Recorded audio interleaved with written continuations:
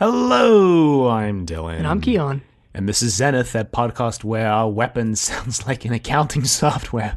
Because this week we watched Weapon, written by Chris Boucher, directed by George Spenton Foster. and aired on January 23rd, 1979. Yeah, so I was actually reading about this, but apparently the only director who returns from Series A is Veer Lorimer. Apparently all the other directors just buggered off to go do other things. And also apparently there was a lot of rearranging of stories that occurred in this season.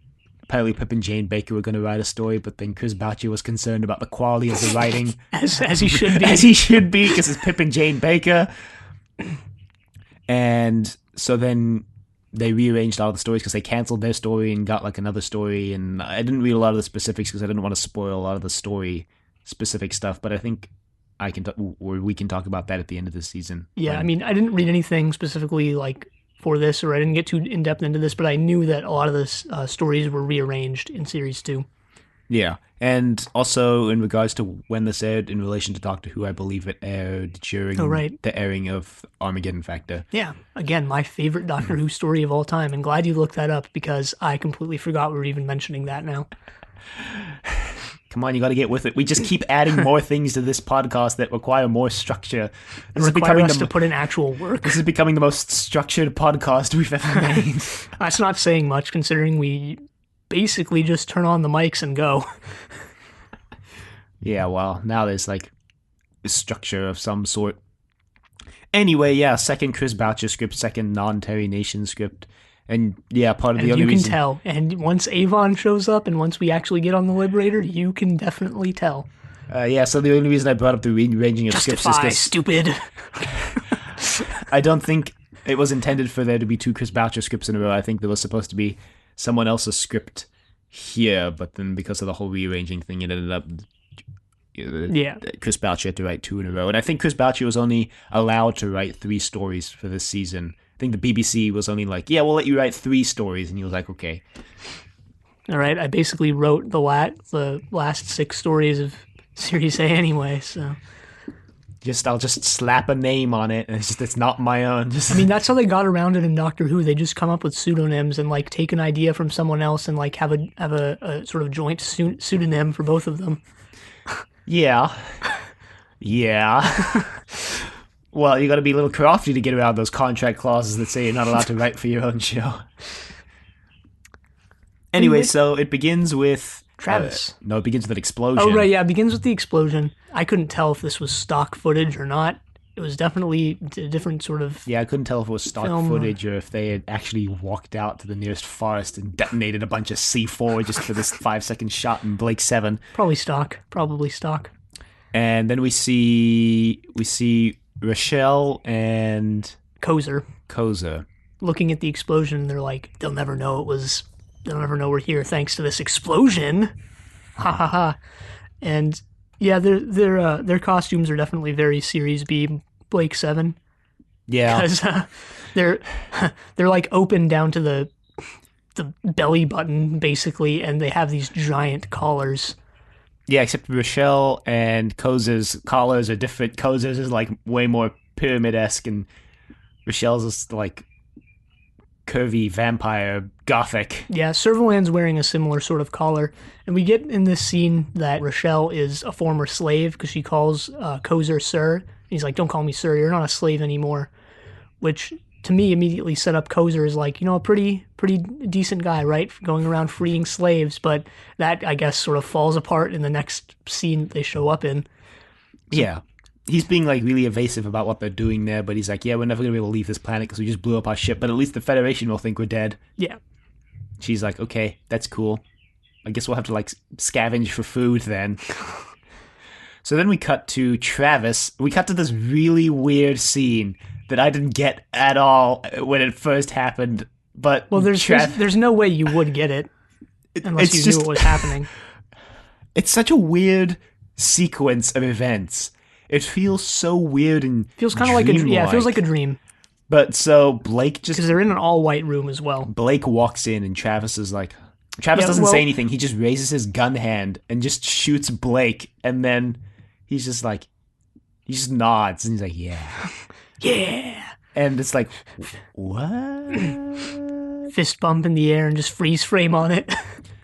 And No, then, so anyway, this is not Stephen Grief anymore, if that's how you pronounce his name. I think so. They It's recast. Brian Croucher. I think. They recast Travis, and now we have Brian Coucher, one of those two. Croucher. Croucher. Makes me think of Chris Boucher, but like flipped. Yeah, almost. And you knew Travis was being recast, Yeah. right?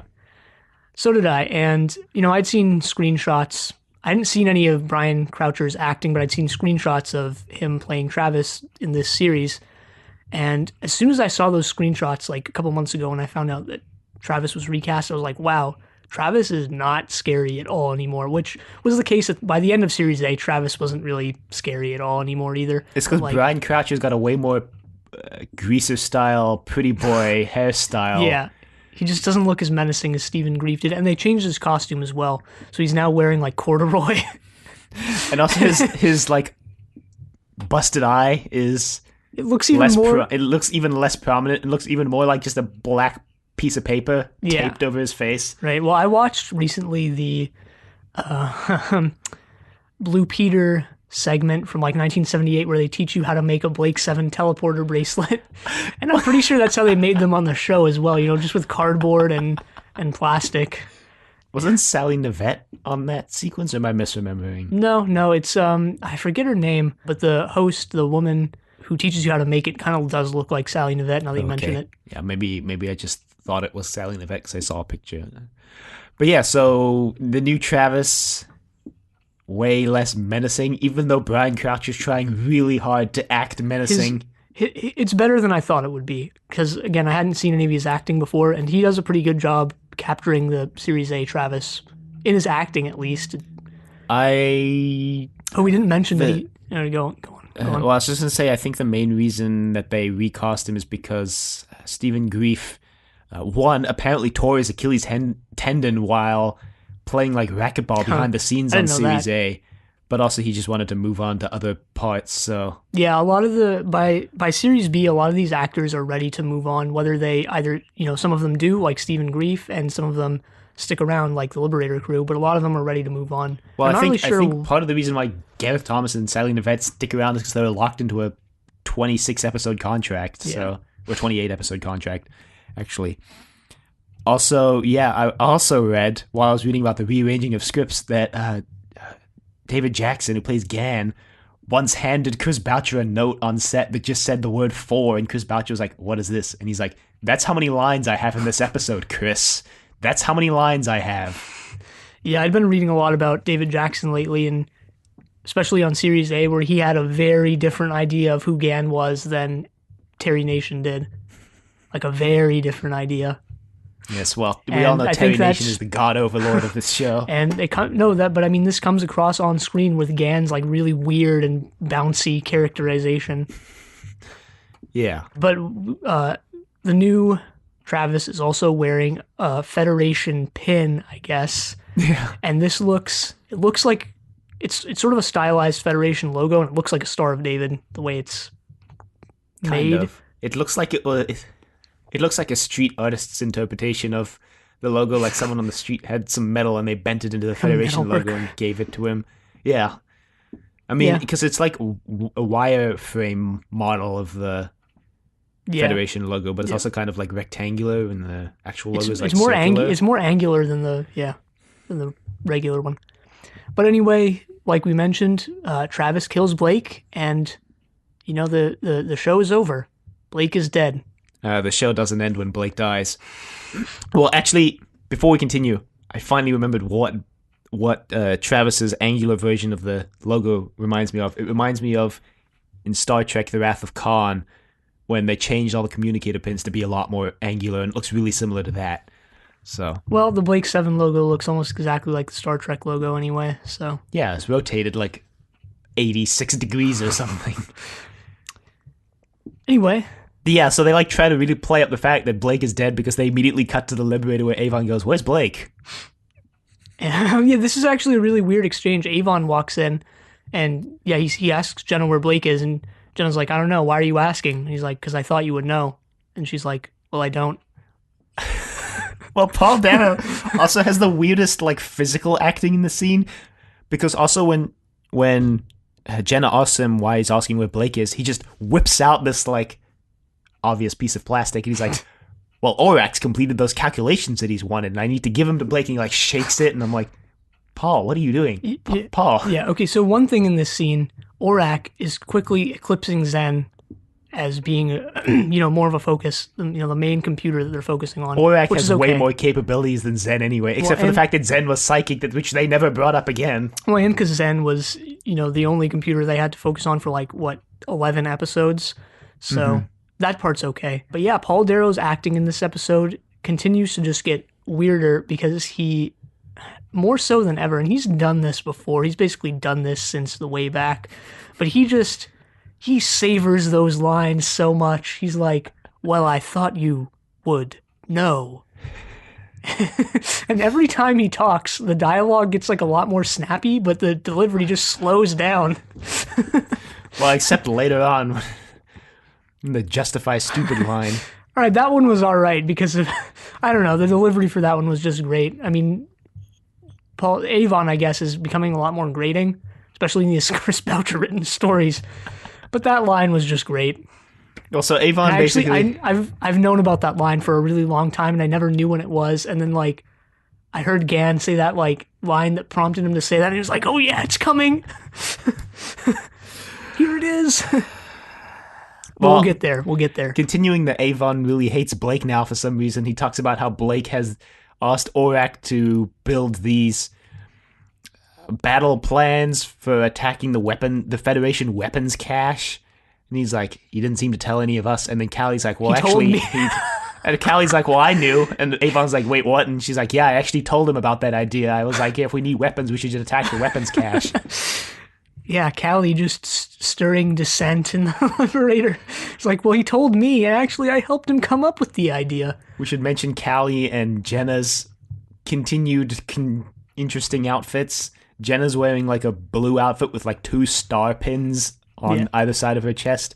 Callie's wearing red.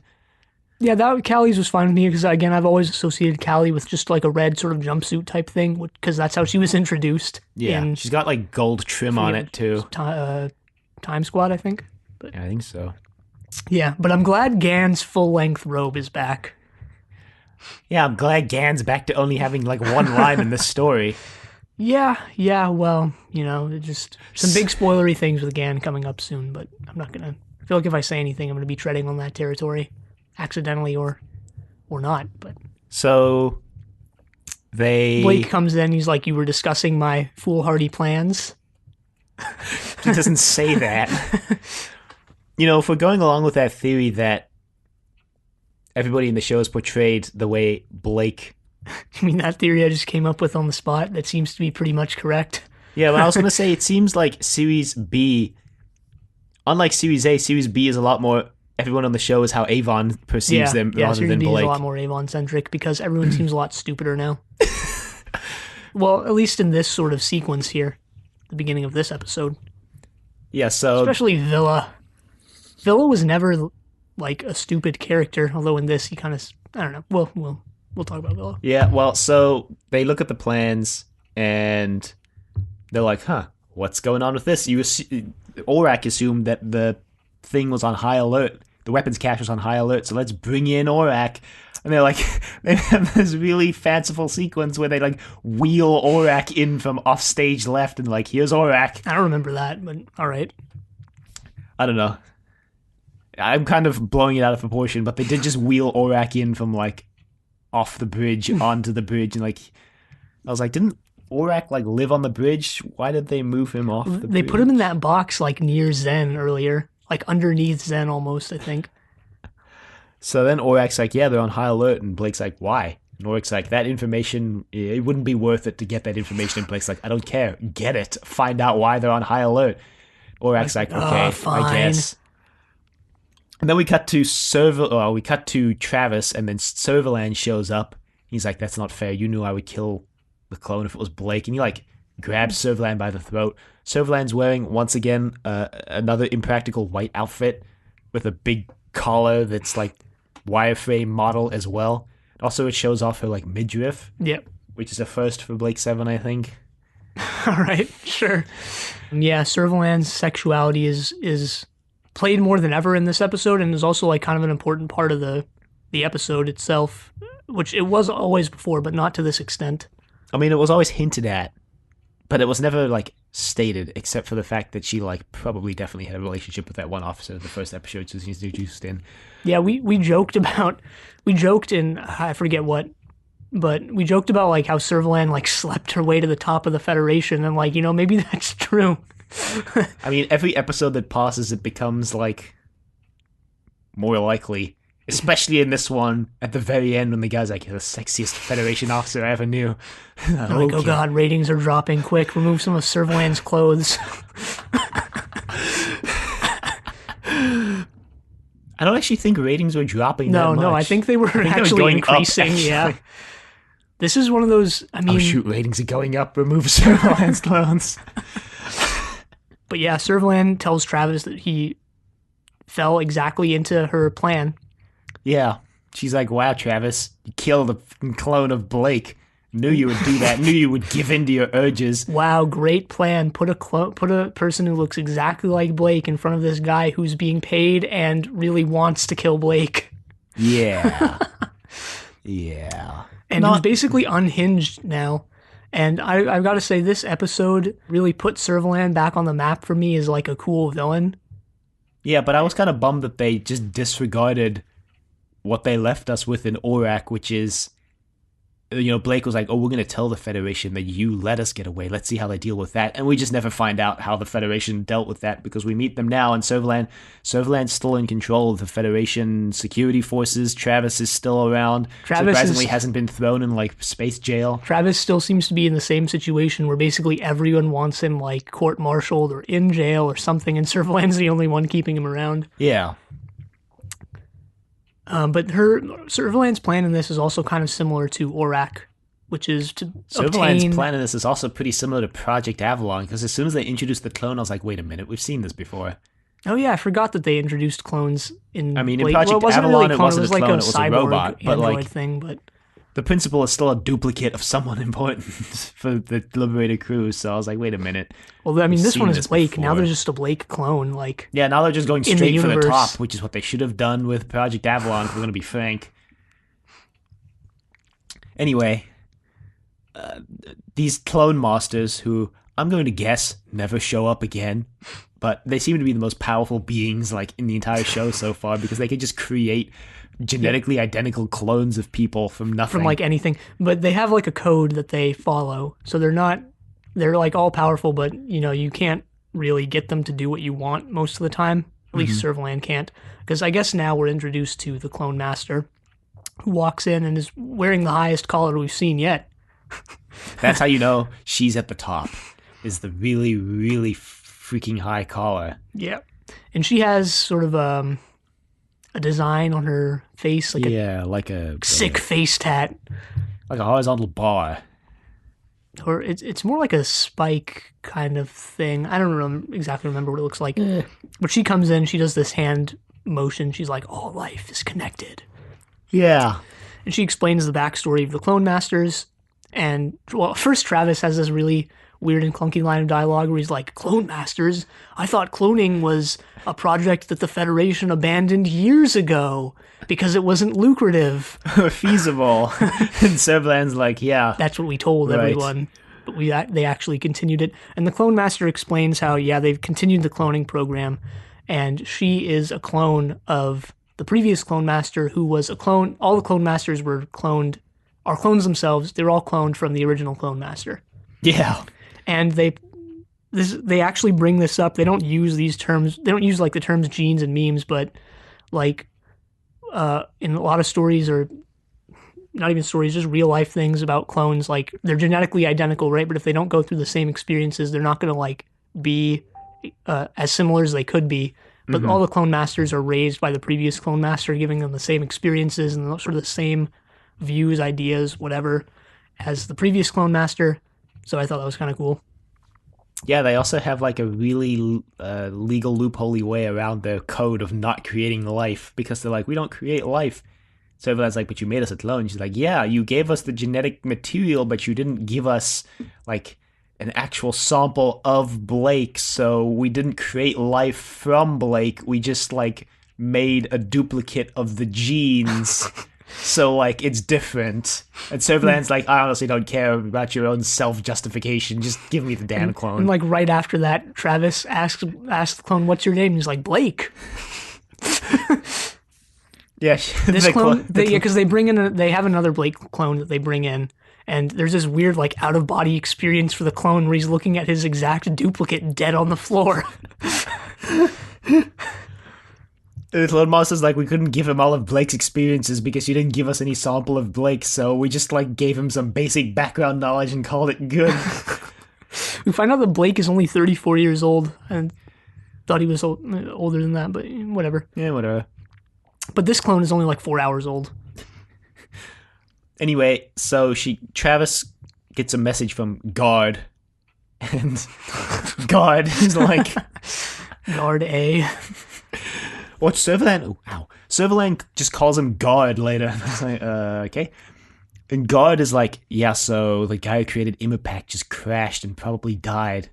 So Servalan's like, oh, Travis, go find out more information. And then Servalan, the Clone Master doesn't want to give Servalan the clone because Travis killed a clone and, like, all life is connected and all life has a bond. Or whatever. And Servalan's like, yeah, well, I sent Travis back to my command post, told himself to put himself in prison, and we're going to court-martial him. I hope that's okay. And she's like, you understand the code of life. I was like, no. Yeah, I think she says you understand the code of life almost as much as you understand something, trust or something like that, which either means that she understands it a lot or, like, barely at all, and I kind of think it's the latter. But yeah, we get some information, I think, here about this guy named Kozer, who is a beta-class weapons technician. Mm-hmm. And this is a good time to mention the class system, which was actually introduced in Shadow, and we didn't mention it, because in Shadow, we find out that Blake was an alpha class and Villa was a delta class. So, the higher your class, alpha being the top one probably, the higher social standing you have. So Blake grew up probably pretty comfortably compared to Villa, who was a delta class and said he grew up in the slums or whatever and had, like, a hard life. Yeah. So that was in Shadow. We skipped that. And now they're looking for this beta class weapons technician who stole Impact. We don't know what Impact is, sort of similar to Orac. But it does sound like an accounting software, you have to admit. Or like a super pack kind of type thing. It's Impact. Except it's spelled with a K, not a C. Oh, right. It's like they told us what something. They told us what the acronym stands for, but we should probably look it up before. Heck if I remember, because it was, like, long and confusing. And they only say it once. Wow, I like how Impact is pet food packaging. Yeah, there's a bunch of companies called Impact Packaging Solutions, Pet Food Packaging, Laminated Film Rolls. Oh, I guess that's all from the same company. They just make different things. Found it. Induced molecular instability projector and key. Right. Yeah, so, yeah, Impact. Yeah, when Orac says that Kozer stole Impact, Jenna's like, well, what's Impact? Maybe it's something like Orac. And Blake's like, doesn't matter. Let's just go steal it. Yeah, Blake just knows it's a weapon and it's really powerful and he wants it. I mean, that's basically what it is. We don't actually know that the guy on the planet with the slave is, the former slave, I guess, is Kozer yet. I think we do about now, because I think Rochelle calls her. You find Kozer. out, like, yeah, because now they're in this sort of complex, and it's abandoned. There's rats all over the place, and it's filthy, but they have to hide out there.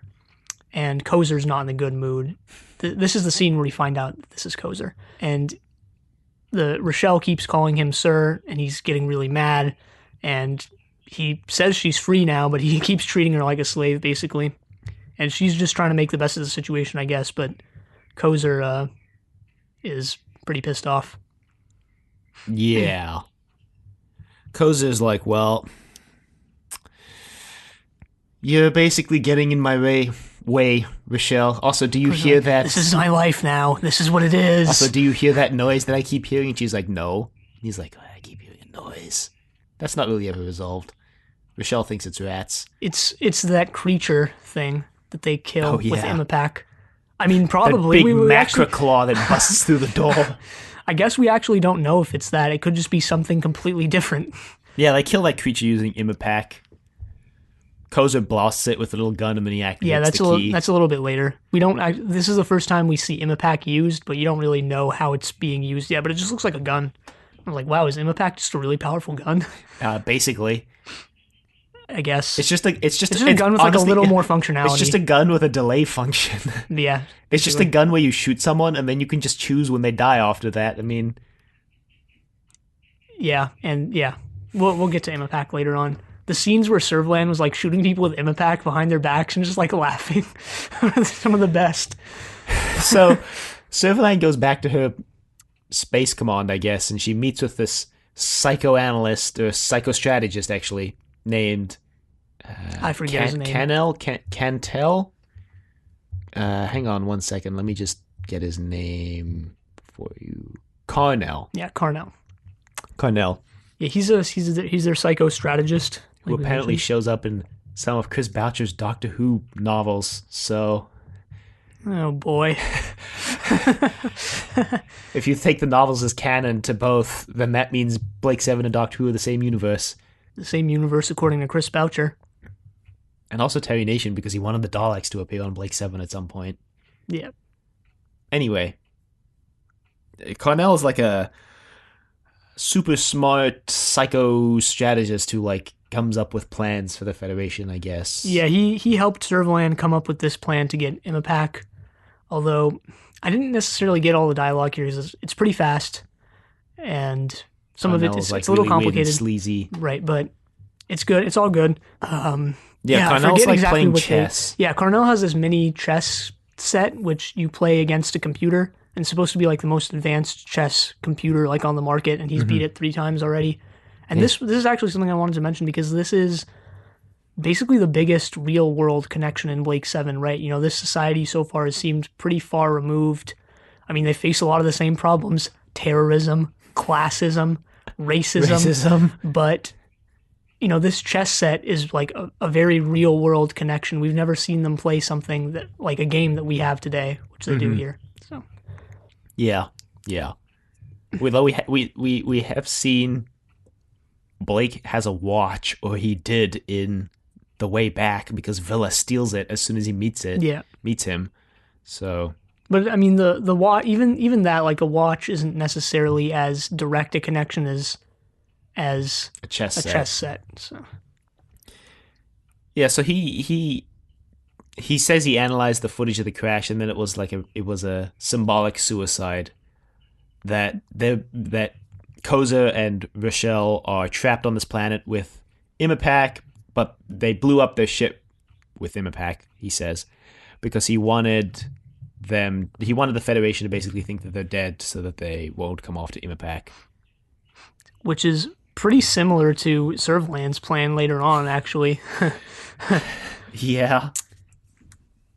So he helps Servalan come up with his plan to go down there and basically draw Blake out to come to the planet so that she can kill Blake. Servalan implies that once his usefulness is run out, he'll be discarded, like I guess all of her other lackeys. Yeah, but that doesn't really matter because after she leaves, because he hasn't actually mentioned Rochelle, he just thinks it was Koza, and he finds out about Rochelle after she leaves, and he realizes that the plan that he and Servalan came up with is going to fail because of Rochelle. So he just ditches. Yeah. He's like, well, I'm out. You're going to kill me when you get back, and the plan fails, so I'd rather just ditch, so bye. Later on in that message he leaves to Servalan, he says that he's lost his job, his position, and all his power, so not really that much. Well, he clearly had quite a bit of power because this is a bit later when he finds out that Rochelle was there, but how he finds out is someone brings a report to Servalan from another psychostrategist, and Carnell's like, just give me the report, and he's like, what, are you a puppet master? He's like, yeah, I am. Actually, haven't been called that in like decades, but yeah. And he's like, oh, I'm sorry, I didn't mean to be rude. And then he takes the report from him, and that's how he finds out Rochelle was there. Yep. So he clearly he's He's clearly in a pretty high up position, I think. Yeah, he is. I mean, it was just sort of a jab at Servalan, like I'm free of this thing that doesn't really mean much, and you're still there. You think you have like this really cool position and stuff, but you don't. And then we get, Servalan and Travis go down to the planet with the Blake clone, and the Blake clone just kind of walks in on Koza and Rochelle. Yeah, you see the Blake clone by itself first, and you don't really know if it's Blake or if it's the Blake clone. You can kind of guess it's the clone because I don't think Blake would go down by himself. You could also kind of guess it's the clone because immediately when he starts talking, he's like, "Hello, my name is Blake. Who are you?" And then he almost immediately does the all life is connected thing. And they're like, that's kind of weird. So Koza like shows him Imapack and he's like, here, take Imapack. You need it. And he's like, thanks. And then immediately Servalan and Travis just walk in like, thanks for Imapack. Koza's like, damn. Yeah, Koza explains to the Blake clone how Imapack works, which we basically already did. We didn't explain Imapack's design either. It looks kind of like a water gun. Yeah, it's like a two-handed rifle kid. water gun. Yeah. And then the key is like a little blue box that has like a button on and then like a dial. It has a lot of switches and buttons, which I guess makes sense based on what happens later, and it's the only way that what happens later makes sense. But basically, Imapack shoots you with this beam of light that destabilizes your molecules at the press of the button. So once you shoot someone with Imapack, you can press this button and kill them, and the range is like 1,000,000 miles. So you can adjust the range. Right, they don't feel the Imapack beam. Shot. Well, if you can, I didn't know that you can adjust the range. I didn't get that. So then that makes sense then if you can adjust the range. Yeah, you can adjust the range. Koza says anywhere from like 2 feet up to like a million miles. But that still doesn't explain something about the scene later. So Servalan blasts Koza with Imapack and then kills him with Imapack, and he's like, no, please don't, no. Yeah, so this was actually really funny, and this was the first time Servalan does this. I'm glad they had her do it like a bunch. She gets Imapack, and then she's like, hey, Koza, and he looks up and he's like, what? And she just gets shot with Imapack. He's like, oh god, no. Servalan's just like a little kid in the candy store right now. She's like, beep, beep, beep, poking people like, boopity boop. And then Except it's killing people. And then she like blasts Travis with it too. While Travis doesn't notice it. She blasts Travis behind his back, and she just like laughs like. She doesn't blast Rochelle with it though. Yeah, well she's about to, but then the Blake clone is like, no, all life is sacred. Servalan's like, we'll just kill them later. Take them to another room. Guard's like, okay. What if his name is Guard? And then while the guard's doing that, she just like blasts him the button. He's like, I wonder how you can even tell who you're shooting with Imapack. I mean, there's that visual cue for the audience, a little yellow dot, but if you get shot with Imapack, there's supposed to be no way you know, so. I mean, they can see that orange. Yeah, that's what I'm saying. There's not supposed to be any way that they know, so. Well, I mean, you can't. I think it was you can't feel yourself getting shot. Like if you see that little orange beam of light, you can see yourself getting shot, but I don't think you can feel it. Yes, but Servalan doesn't see Rochelle shoot her later, even though she's looking right at her. Maybe I don't know then. So. Maybe you just have to like hope. I don't know. Point and pray. So then Blake, Avon, and Gan. Of all people. Teleport down. Villa's manning the teleport, although we don't actually see him manning the teleport. We just see the trio running through this water treatment plant, and then we get this hilarious scene. Well, Villa, we skipped this. We kind of mentioned it, but Villa gets verbally murdered by Avon when he goes, who would be stupid enough to attack the weapons base? And Avon just snaps and he goes, justify, stupid. Because Villa was totally on board with Blake earlier. And there's actually some interesting bits of dialogue that we also skipped where Avon says, Jenna reminds Avon that Blake's ultimate goal is to get back to Earth and overthrow the Federation. And Avon's like, he's going to be alone by then. And Jenna says, I doubt it. And Gan, so she implies that she's sticking around with Blake. And Gan just straight up says, like, I'm staying with Blake. Avon's like, damn, my plan to overthrow Blake. Currently only in stage 1. Gotta sow more dissent into the crew. Yeah, I think, at this point, it seems like they're all pretty on board with Blake. Except for Avon. Except for Avon. He's gonna be kicked out pretty soon. They'll take a vote. You've been voted off the island, Avon. Voted off the Liberator. Survivor Liberator trial. Anyway, we get this hilarious scene, or at least I thought it was hilarious. Because Servalan gives Travis Imapack and tells him to go blast the people so that they can kill them whenever they want. And we just see the scene where, like, Gan runs out and, like, looks around, gets shot, and runs off. And then immediately after, Blake runs on, looks around, and then runs off and gets shot. And then Avon runs on, looks around, and gets shot. And they're, like, one at a time. It reminded me a lot of, like a fashion show. They just walk out, they, like, look around for a bit, and then just leave. I was like, what is going on?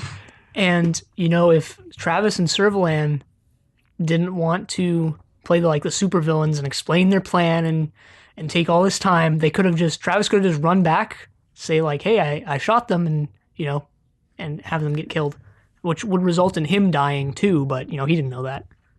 Yeah, Servalan has this plan to, like, make it seem like Blake took Imapack, but actually she'll have Imapack. I don't know why having Imapack is, like, more important to her than having Blake dead, considering all the trouble Blake's been causing for her. Plus, like, how many people really are going to know about Imapack? Servalan seems totally in charge here, totally unquestioned authority. Yeah, she can just kill Blake and take Imapack and have the just best silence of both worlds. And just kill or court-martial anyone who, like, even questions this decision of taking Imapack, anyone who even knows, first of all.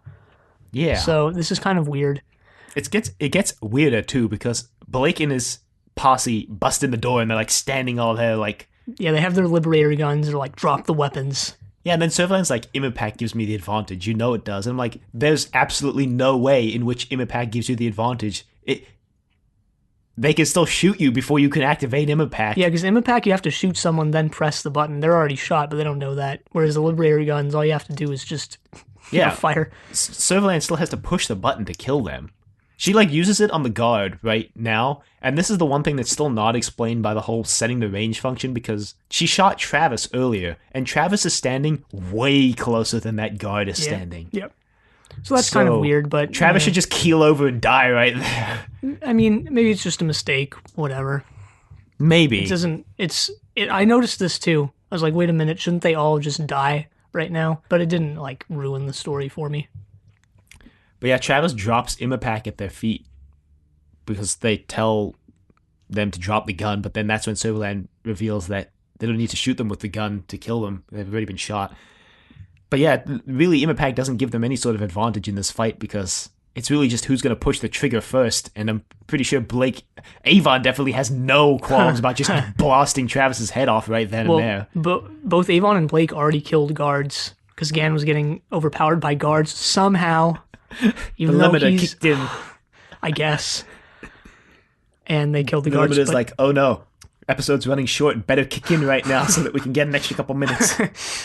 So, Blake says he's not going to take the chance of getting killed by Imapack, so they get back on the Liberator, and Servalan's plan is basically to trick everyone into thinking Blake has stolen Imapack, and then killing them with Imapack. Yeah, anyway, kill them with Imapack. Why doesn't she just kill them on the planet is also the other thing, because she's going to wait for them to get up to the Liberator and then she's going to kill them. Because she wants people, and I don't know who these people are, she wants others to see the Liberator fly away. That's what they're like Federation ships that she's apparently just called in to be nearby.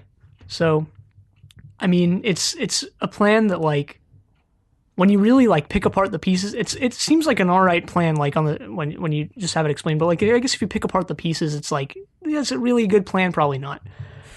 But, you know, whatever. Yeah. So Blake realizes that that Servalan is sort of has other plans than what she told him, because she would never, like, let them get away. So he decides that they need to get onto the other side of the planet in orbit and hope that the beam isn't strong enough to get to them. Yeah, and then they can leave on the other side of the planet because the ships won't see them. They do that, and it works out, but not before one of the consoles on the Liberator just explodes for no apparent reason.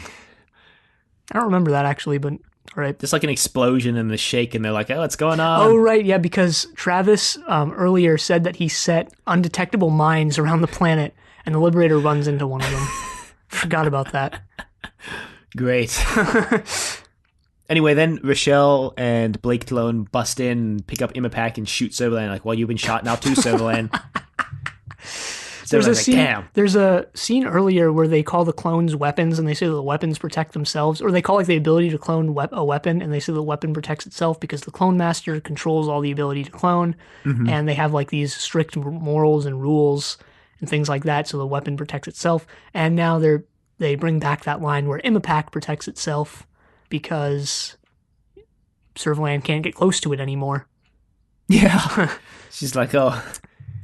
I mean, Travis has already been shot, and he seems to be okay standing right next to this beam, so... So now this Blake clone and Rochelle have power over all of our main characters and villains, and can kill them at any time they want. Yeah, they also can't leave that planet, so... Yeah, but they can just turn the range up to 1,000,000 miles and just kill Blake, Avon, and Gan, and Travis. Only if they Servalan. come within 1,000,000 miles of the planet, though. They probably will. You think? I don't know. Space is a lot bigger than you realize. Nah, but I don't know. We don't know how big like the Federation is.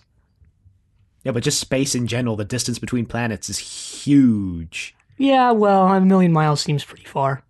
Not far enough. It seems pretty far. Seems far enough to me, but, you know. Still, I mean, the point is, like, they can just control, they just have this thing that can kill all of our characters.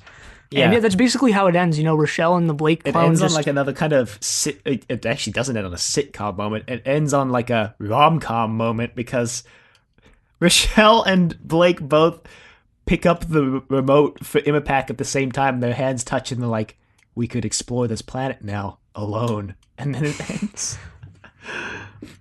Well, that is the only... They say that that's the only... It's the only, like, building on the planet. The entire planet is just deserted.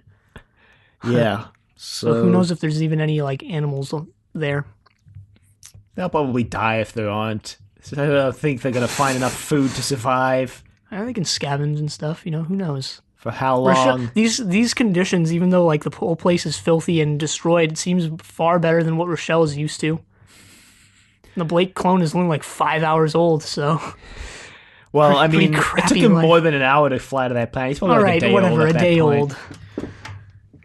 Yeah, so they're stuck on this planet thanks to Koza's genius plan to blow up their ship, which actually does absolutely nothing to hide their tracks from the Federation, and in fact actually draws the Federation to their location. Yeah, we forgot the part where Servalan goes back to her command center or whatever it is, and she finds this message from...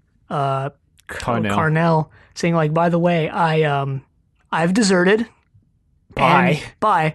I had the information to make your plans go smoothly, but I didn't give it to you. I didn't find it till later. Didn't find it till after you left. So you're probably going to kill me when you get back, so I'd rather leave. And then it actually ends, on that line, you're the sexiest Federation officer I've ever met. And Servalan's just like... Yeah, Servalan has this flower on her desk. I think it's an artificial flower. It looks pretty damn artificial. So, I mean, it's either artificial, like, in the show, or it's just, like, supposed to be a real flower, and they just used a fake one. But she sort of creepily smells the flower, and that's it. Yeah. Pretty good story, but pretty slow, and filled with a lot of things that we've seen before in Blake 7. The making... a duplicate of the main character we've seen before, a weapon that's basically all-powerful that both Blake and the Federation want, we've seen before with Aurak, so... Yeah, very recently with Aurak. Yeah, so... For us, at least. Yeah, I guess the major difference is that this episode focuses on Servalan and Travis more so than Blake and his crew. Yeah, but I liked... Because Aurak kind of destroyed Servalan for me, and Travis as well, but... I don't know, Servalan seemed pretty cunning in this episode, had this plan, which, like we mentioned before, kind of is... bad when I guess we picked it apart, but you know, it's if you don't really dive into it that much, it seems like an all right plan to get this weapon without anyone really even finding out how. And that's the thing, Servalan has always tried to keep the rest of the Federation from finding out about her under the table vendetta. Exactly, her sort of sketchy plans, and they never really work out for her. But just that in itself is kind of... she keeps hiring Travis to carry them out, bloody fool. Yeah, I mean, I wonder why Servalan is so hell-bent on using Travis. I wonder why she's so intent on using Travis. There's like hundreds of other Federation officers, times right? Already. Well, because, I mean, when in Seek, Look, Destroy, it kind of makes sense, right? He's this really sort of evil guy who's killed innocent people when they surrendered already, and he has all these other crimes under his belt, and he was, imprisoned. And Servalan brings him out because he's effective. Someone who can do the job. And and even she has multiple times admitted that Travis isn't really who he used to be, and that now he's just. Oh yeah, they try to brush aside his new appearance with a really clunky line of dialogue when he's like, "My return from the reconditioning therapist has left me feeling different somehow." They just perform plastic surgery on Travis without his knowing.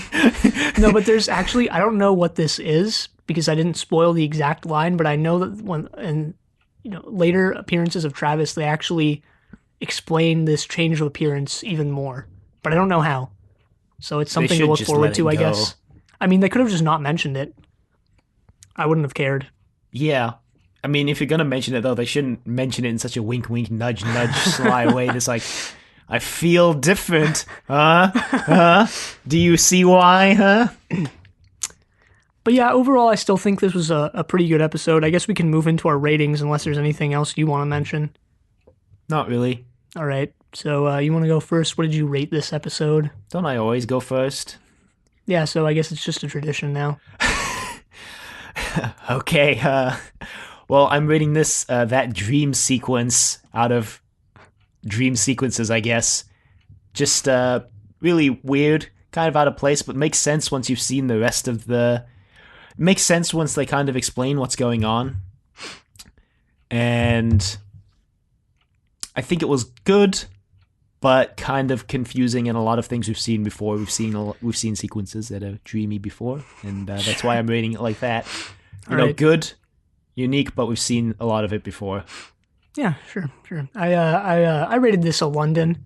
The ship, not the city. I was gonna say not the city. City, because it's kind of it's kind of slow and steady, but it's sturdy. It holds up as a story. It's kind of just singularly intentioned, right? The London transports prisoners to Cygnus Alpha and then just comes back. And this one sort of, unlike previous Blake 7 stories, it had the like A plot, B plot, C plot type thing with Travis and Blake and then Kozer. Mm-hmm. But they were all sort of intertwined, doing the same thing. Unlike previous stories like I don't know, The Web or Breakdown, where it's kind of just two different things. Breakdown actually wasn't, but a lot of Blake 7 stories were, and this is more singularly minded, I guess. Yeah, a lot more of a single story here. Although it's not really clear how the Blake clone and the Koza Rochelle plot tie together at first until you realize that they're using the clone to get him a pack. So yeah. At the end here, I just want to mention that I actually know someone named Rochelle, Rochelle. And they're very close to me, but every time I heard Rochelle in this episode, that was all I could think about was her. So that made watching this episode an interesting experience. Good experience, but interesting. Well, that's just funny you mentioned that because I actually know someone named Servalan. No. Do you really? I'd like to meet them. Is Servalan a real name, or is it... I'm gonna guess no. I'm gonna guess it's a Terry Nationism. I mean, I guess anything can be a real name because you can name someone whatever you want, like if you're a parent. But it might just be like a corruption of a real name, like Rochelle, which is Rashel, which is like really close to Rochelle, which is pronounced almost exactly identical.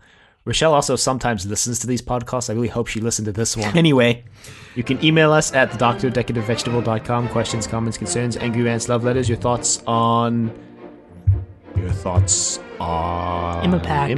How would the you accounting software? No, the packaging company. How would you use your food packaging? You can find us on YouTube at Decorative Vegetable. You can find us on Apple Podcasts and Google Play at Zenith, a Blake 7 podcast. Be sure to leave a rating if you like the show. Check us out on Facebook, Trust Your Doctor. Like us on Facebook. Also check us out on Twitter at TYD Podcast and follow us on Twitter. And next time we're watching Horizon. But until then, the end.